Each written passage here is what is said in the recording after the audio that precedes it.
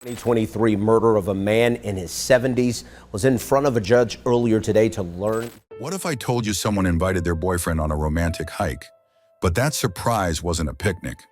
Because this 23-year-old planned the perfect murder in the middle of nowhere and then laughed about it to the police. Well, it sounds so bad, but I told him I had a surprise for him. He was sitting here. I was just there. Yeah, you're sitting on his left side. September 30th, 2023, Cleveland, Ohio. A body is discovered deep in the Cleveland Metroparks. And when I say deep, I mean deep. We're talking about a park system with over 24,000 acres of land and 300 miles of hiking trails. This isn't like finding someone in a city park near the playground. This is the middle of absolute nowhere. The first responders arrive on scene, and right away, they know something is seriously wrong. One officer takes a look at the body and says, "He's got mushrooms growing out of his eyeballs." That tells you how long this person has been out there, decomposing in the elements. I fell backwards. He's got like mushrooms growing out of his eyeballs and stuff. He looks like he almost fell backwards. The victim is later identified as 74-year-old Leroy Johnston. But at this moment, standing in those woods, investigators have no idea who this is, how he died, or what happened. There's no obvious gunshot wound, no weapon nearby, nothing that immediately screams, "This is how he died." One detective literally says on the radio, "Honestly, I have no idea. There's no GSW. There are no weapons that I can see. Nothing." For those who don't know, GSW means gunshot wound. So basically, they're standing there completely puzzled. Here's a body in the middle of the woods, and they can't figure out what killed him. We are way the hell back in the woods. I'll try and get you some coordinates. Honestly, I have no idea. There's no GSW, there's no weapons that I can see, nothing. The officers are trying to figure out how to even get back up to this location. They're calling for coordinates because you can't just say, "Turn right on Main Street." That's how remote this location is. So the body is eventually removed from the scene, and the real detective work begins. Step one in any murder investigation is identifying the victim. Once they eye Leroy Johnston, they start building a timeline. Who was in his life? Who did he spend time with? Who would want him dead? Looks like he's jeans and button-down shirt, just laying here on the bottom of the creek. Down here, so yeah, we'll see if you could just grab those coordinates from that guy. All right, cool. All right, thanks. And this is where things start pointing in a very specific direction. Investigators discovered that Loy was in a relationship with someone, a 23-year-old named Viktor Vendler. Now, there's something important to note here. At the time of the murder, Vendler identified as a woman, but now Vendler identifies as a man. So in court documents, you'll see different pronouns used, but I'm going to refer to Vendler as he, since that's his current identity. As detectives dig deeper, they realize Vendler and Loy were more than just acquaintances. They were romantically involved. And pretty quickly, Vendler becomes a person of interest.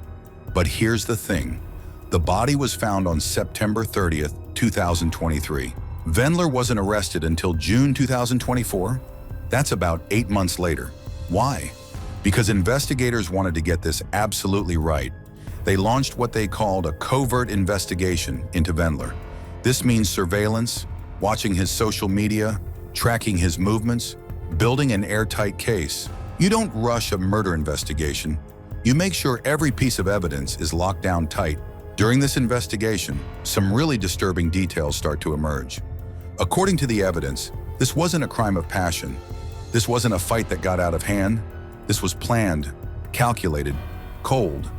Investigators believe Vendler devised a plan to murder Leroy Johnston. And the plan was pretty straightforward. Lure him to a remote area of the park where the body wouldn't be found for a long time, shoot him, and walk away. The date of the actual murder? September 24th, 2023, 6 days before the body was discovered. Here's what makes this even more calculated. Vendler allegedly left his cell phone at home. Why? Because he knew that cell phones can be tracked. They can ping cell towers. They can place you at a crime scene. So by leaving it at home, Vendler was trying to create the perfect alibi. How could I have been there? My phone was at my house the whole time. It's the kind of thing you see criminals do in movies. But this was real life. So Vendler invites Loy to go on a hike. It's a romantic gesture, right? Your boyfriend asks you to go enjoy nature together. You're not thinking, oh, this is where I'm going to die. You're thinking it's a nice day out. They head to the Royal View picnic area in Strongsville, Ohio. But they don't stay at the picnic area. They go deep into the woods, down by a creek, far from any trails, far from any people. And that's where it happened. Now, most people who commit murder either lawyer up immediately or they deny everything. Not Vendler.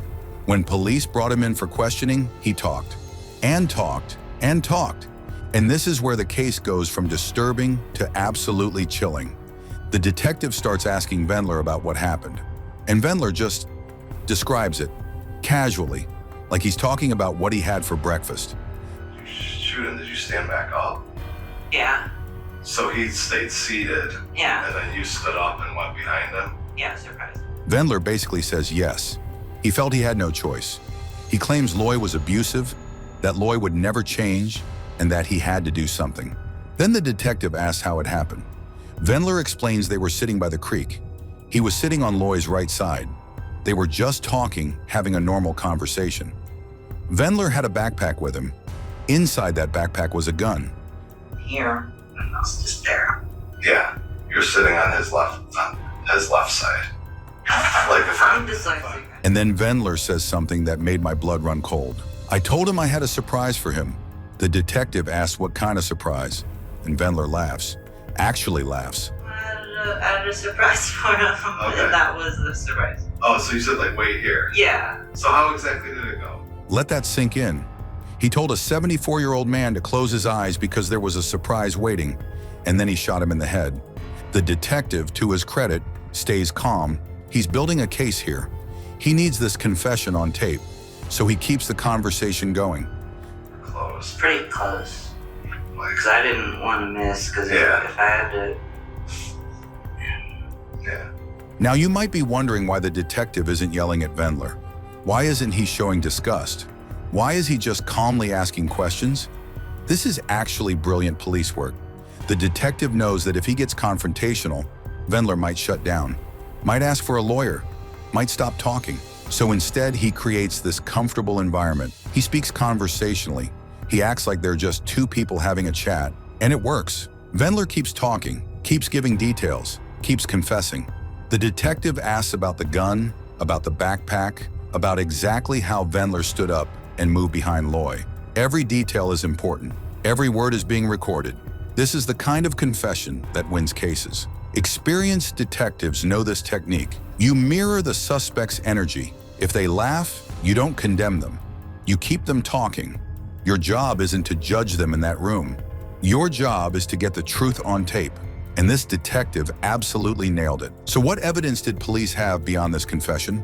Well, turns out Leroy Johnston didn't die from some unknown cause. Later tests confirmed he died from a close contact gunshot wound to the head, exactly like Vendler described.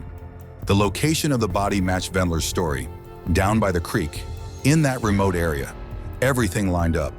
The fact that Vendler's cell phone wasn't at the scene, that actually worked against him, because investigators could show that Vendler always had his phone with him, except for this one day, the day of the murder. That's not a coincidence. That's consciousness of guilt. And of course, there was the confession itself. Vendler, describing in detail how he lured Loy to that spot, told him to close his eyes and shot him at close range. It was an open and shut case. On June 5th, 2024, Viktor Vendler was formally charged. And the charges were serious. 2 counts of aggravated murder, 1 count of kidnapping, 1 count of tampering with evidence, 1 count of gross abuse of a corpse. That last charge is particularly disturbing. It means that after killing Leroy Johnston, Vendler did something to disrespect or abuse the body. We don't know all the details, but it adds another layer of cruelty to an already horrific crime. Initially, Vendler pleaded not guilty. He showed up to court, and his public defender entered that plea on his behalf. Bond was set at $1 million cash. There was a GPS monitor requirement and a no-contact order with the victim's family. But eventually, Vendler changed his plea. This is where things get a bit complicated. Vendler eventually decided to plead guilty. Why? Because the prosecution offered a deal. In exchange for the guilty plea, they would drop some of the charges that carried mandatory life sentences without the possibility of parole. So instead of facing life with no chance of ever getting out, Vendler would face life in prison with the possibility of parole after 21 years. Leroy Johnston, by shooting him in the back of the head, will spend the foreseeable future in prison. He was sentenced to life in prison today with the possibility of parole after 21 years. Now, some people might look at that and think it's not enough. A 74-year-old man is dead. He was lured to his death by someone he trusted, someone he was in a relationship with, and the killer might get out in 21 years? But from a legal standpoint, this makes sense.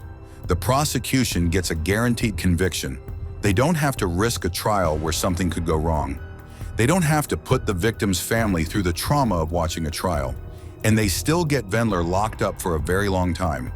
Plus, at sentencing, the prosecution made sure the judge heard everything. They played portions of that police interview. They presented all the evidence.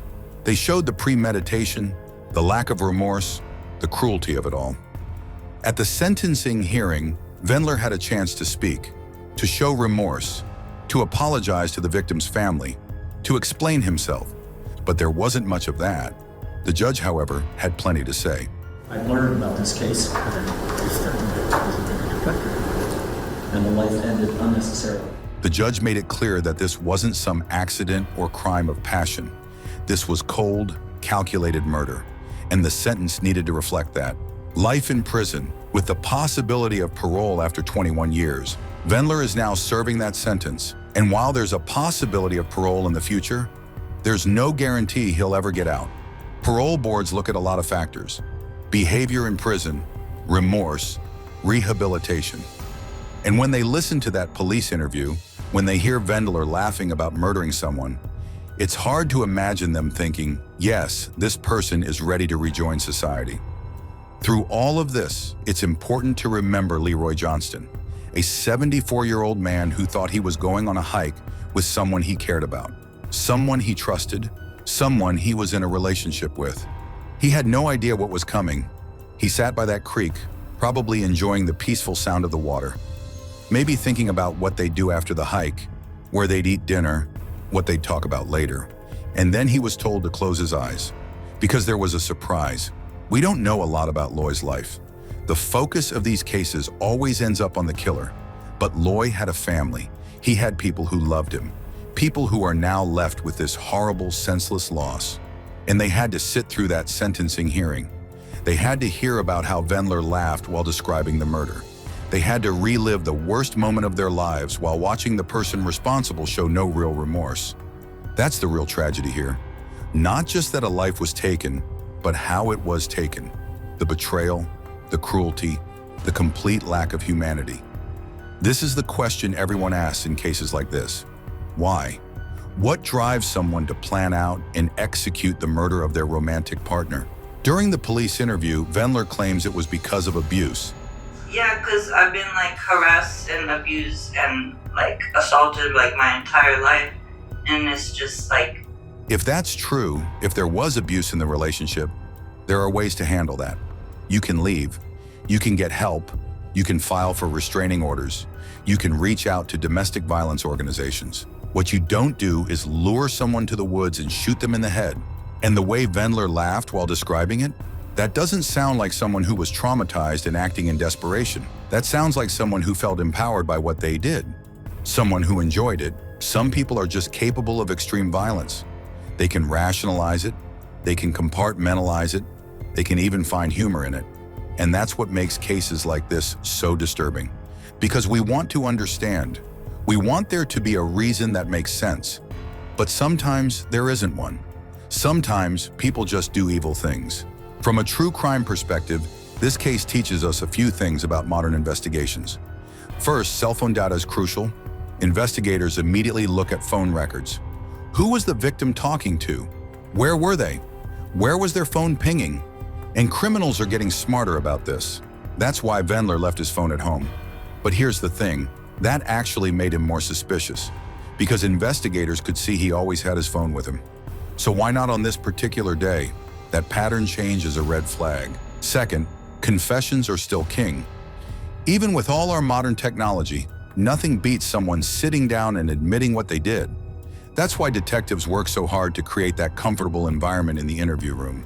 They want suspects to talk. Third, patience pays off. This case took 8 months from body discovery to arrest. That's because investigators wanted every piece of evidence lined up. They wanted to be absolutely certain before they moved. And that thoroughness meant they got a conviction. Cases like this also raise questions about relationship violence and red flags. Were there warning signs before this happened? Did Loy's family or friends notice anything concerning about his relationship with Vendler? Did Vendler show violent tendencies before? We don't have all those answers from the public record, but it's a reminder that domestic violence doesn't always look obvious. Sometimes it's hidden. Sometimes the victim doesn't even recognize it. And sometimes, tragically, it ends in death. The statistics on intimate partner violence are shocking. According to the CDC, about 1 in 4 women and 1 in 10 men experience severe physical violence from an intimate partner in their lifetime. And homicide by an intimate partner accounts for a significant portion of all murders. That phrase we hear in true crime all the time, "It's always the husband," or "It's always the spouse," there's a reason for that. The people closest to us, the people we trust most, are statistically the most likely to harm us if violence is going to occur. It's a dark reality, but it's one worth acknowledging. Let's talk about that laughter for a moment, because it's the part of this case that sticks with you. It sounds so bad, but I told him I had a surprise for him, and that was the surprise. Why would someone laugh while describing a murder they committed? Psychologists have studied this. Sometimes nervous laughter is a defense mechanism. When people are uncomfortable or anxious, they laugh. It's not because they think something is funny, it's because their brain don't know how else to process the stress. But that doesn't seem to be what's happening here. Vendler isn't nervously giggling. He's comfortable. He's relaxed. He's describing the murder with the same casual tone you'd use to describe a trip to the grocery store. This suggests a lack of empathy, an inability to connect with the gravity of what happened. In psychological terms, this could indicate antisocial personality traits. People with these traits don't experience guilt or remorse the way most people do. They can hurt others without it weighing on them emotionally. It's also possible that Vendler is experiencing some kind of dissociation. Maybe the reality of what happened hasn't fully hit him yet. Maybe his brain is protecting him from the full emotional impact. Or maybe, and this is the darkest possibility, he simply doesn't care. He did what he felt he needed to do, and now he's just explaining it. No guilt, no regret, just facts. Whatever the psychological explanation, the result is the same. A man is dead, a family is devastated, and the person responsible showed no remorse. As of today, Viktor Vendler is in prison serving a life sentence. He'll be eligible for parole in 21 years, which would make him around 44 years old. Whether he'll actually get parole is another question. Parole boards consider many factors: behavior in prison, participation in rehabilitation programs, remorse, the nature of the crime, and the impact on the victim's family. Given the circumstances of this case, particularly that police interview, it's hard to see a parole board being sympathetic, but stranger things have happened. Leroy Johnston's family is left to pick up the pieces. They'll never get their loved one back. They'll never get closure. Not really. But hopefully, they found some measure of justice in seeing Vendler held accountable. If you found this video informative, please like and subscribe. True crime isn't just about entertainment.